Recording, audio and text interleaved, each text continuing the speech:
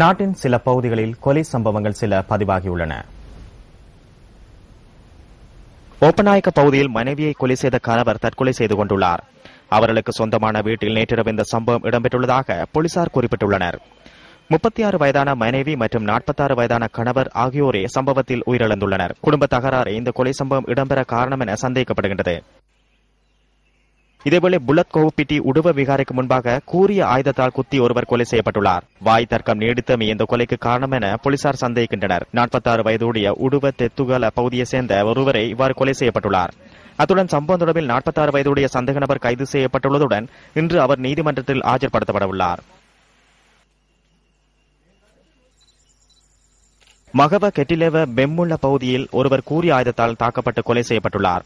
மது அருந்திக் கொண்டிருந்த சந்தர்ப்பத்தில் ஏற்பட்ட வாய் தகராறு முற்றியமையினாலேயே இந்த கொலை இடம்பெற்றுள்ளதாக போலீசார் சந்தேகிக்கின்றனர்.